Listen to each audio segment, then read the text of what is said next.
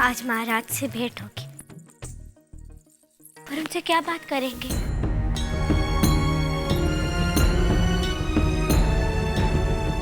तुम्हें उन्हें कुछ कहने से पहले ध्यान रखना होगा। वो कोई साधारण व्यक्ति नहीं, झांसी के महाराजा है। महारानी की जय हो। महारानी जी, दुर्गाबाई पाड़े से आपका ये सामान है। ठीक है, रख दो।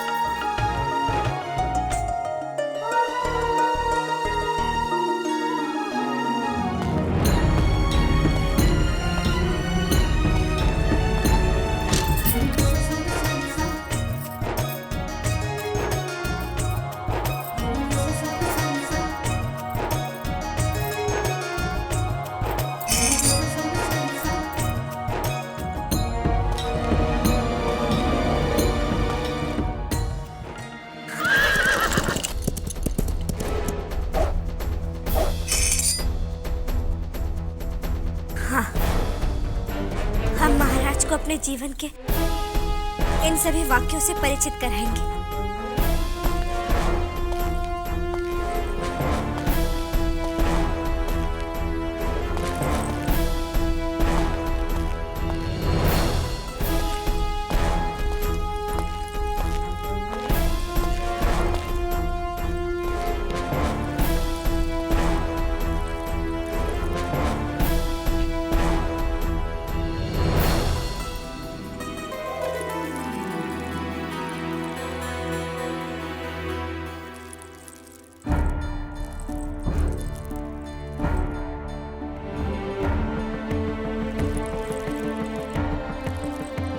महाराज को इस समय यहाँ देखकर हमें आश्चर्य हो रहा है। तुझे तो इस समय अपनी नई महारानी के पास होना चाहिए।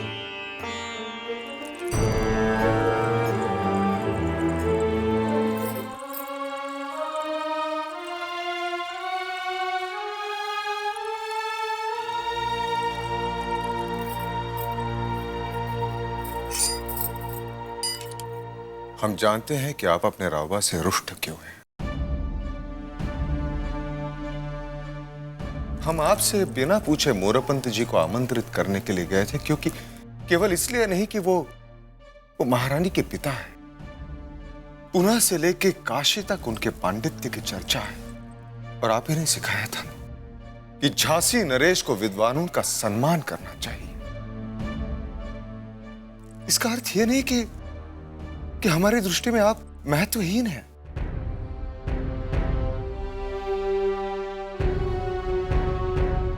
यदि हमारे व्यवहार से आपको कष्ट पहुंचा हो तो आपके इस रावबा को क्षमा कर दीजिए।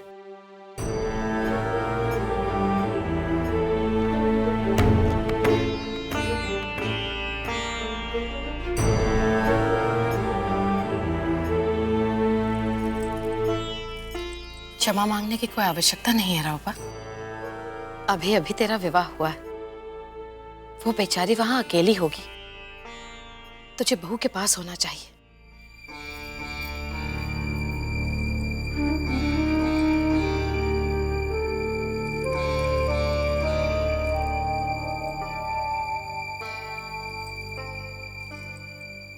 और हमारा क्या है बेटा, हम तो हर समय तेरे लिए उपस्थित हैं।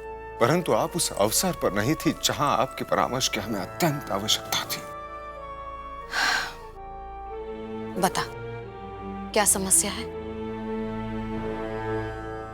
अंग्रेजों को 2 लाख रुपए देने हैं और राजकोष खाली है। 2 साल से किसानों ने लगान नहीं दिया है। समस्या तो यह है कि ये तो कोई समस्या ही नहीं हुई रावबा।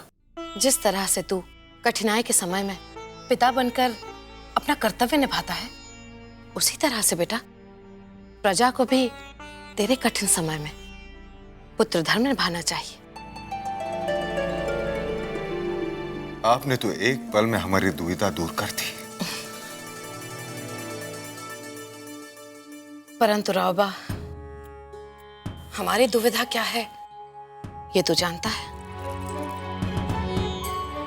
तू इस समय चारों ओर से नकारात्मक शक्तियों से घिरा हुआ है और ऐसी शक्तियां हर समय अनर्थ करने पर तुली रहती हैं।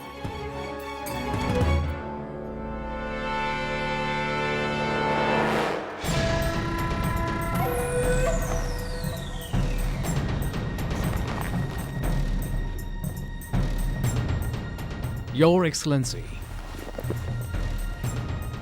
बैठिए। गंगाधर ने कंपनी बहादुर को पे करने के लिए 3 महीने का समय मांगा है। आप मोहलत कम कर दीजिए। सुकुबाई 2 लाख तो क्या 10 लाख देने का सामर्थ्य रखती है। अब तो बस झांसी के सिंहासन पर राजा नहीं, रानी बैठेगी, महारानी सुकुबाई। हमें बताइए, इस समय हमें क्या करना चाहिए?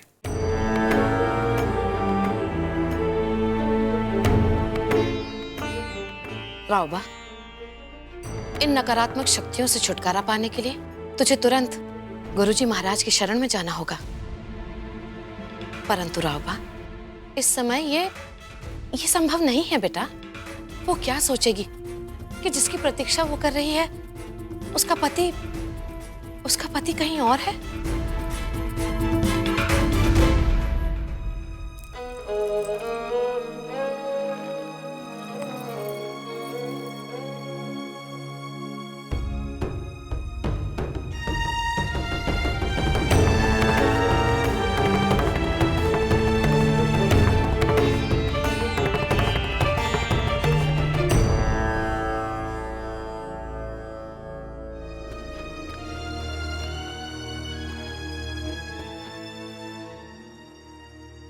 हे देवा, महारानी तो भूमि पर ही सो गई।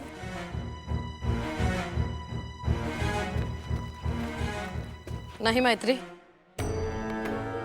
एक महारानी को कठिनाइयों को निकट से देखने का अनुभव तो होना ही चाहिए, तभी तो वो जाकर एक अच्छी महारानी बन पाएगी।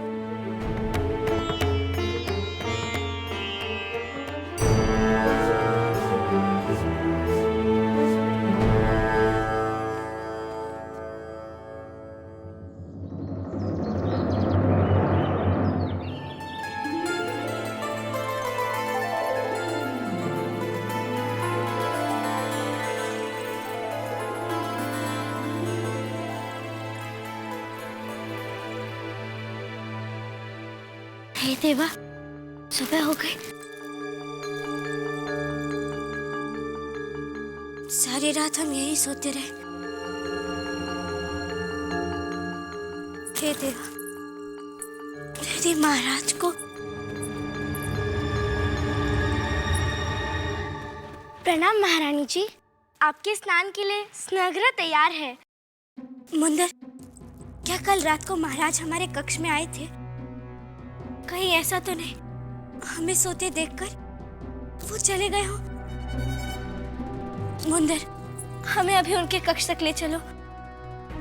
महारानी जी, यदि आयश्री ने आपको महाराज के कक्ष तक जाते देख लिया तो बहुत क्रोधित होंगी। हमने तो अभी तक महाराज से बात तक नहीं की। मुंदर, हमें अभी चलना होगा। तुम हमारे साथ चलो। चलो ना।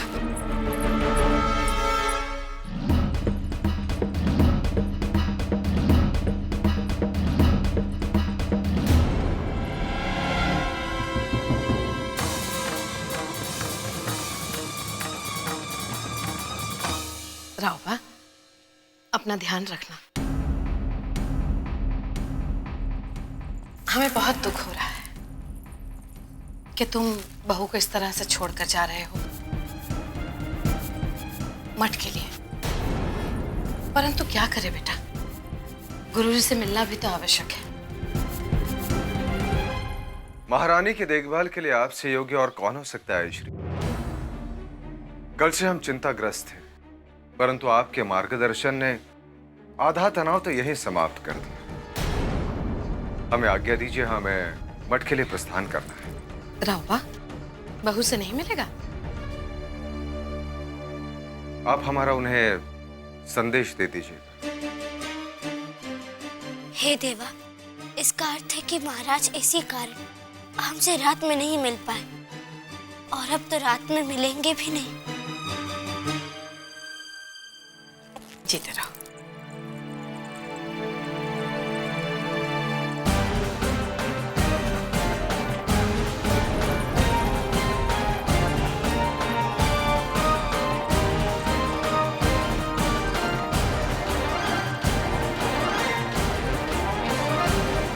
देखा मैत्री,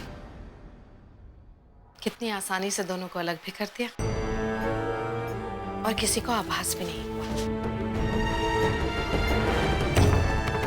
हरिओम।